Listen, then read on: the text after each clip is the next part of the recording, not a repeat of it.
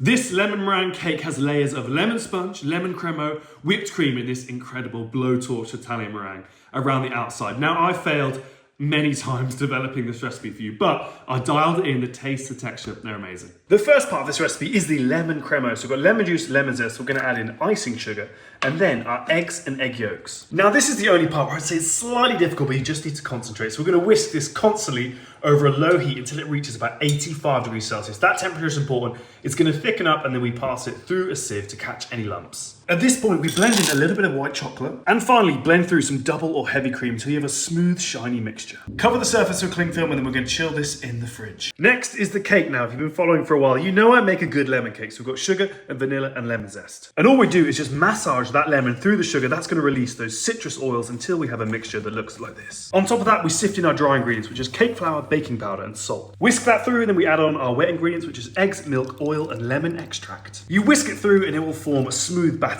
like this. The final ingredient is our slightly cooled melted butter. This sponge is going to get baked in a baking tray which is lined with baking paper. We're just going to pour that batter in, spread it all the way to the edges, then we're going to get this in the oven and bake it for about 20 minutes.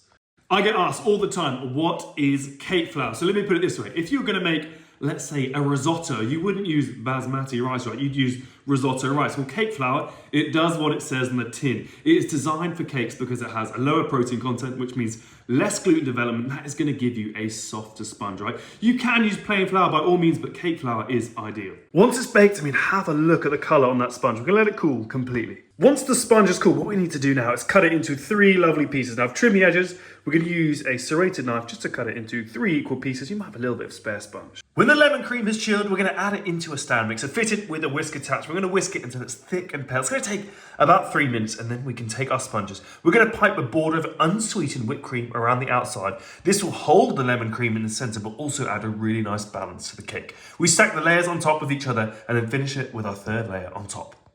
When it's stacked up, we're going to use a thin layer of the cream around the outside just to seal everything, and then this goes into the fridge. All we got to do now is make this Italian meringue. So I've got sugar and water going into a pan. I'm going to heat that to 118 degrees Celsius. In the meantime, I'm whisking up my egg whites, and once they're frothy, I'm going to pour that sugar syrup over the top and we're going to whisk it for about 6 to 7 minutes until we have a thick, stiff Italian meringue. We're going to spread that around the outside of the cake in kind of a swooping, swirling motion, and then take a blowtorch and blowtorch the whole thing until it's nice and golden. You'll be left with this amazing lemon meringue cake. When you cut into it, you've got layers of sponge, the cremo, the cream, and then the meringue around the outside. Get the full recipe on my website. Just click the link in my bio.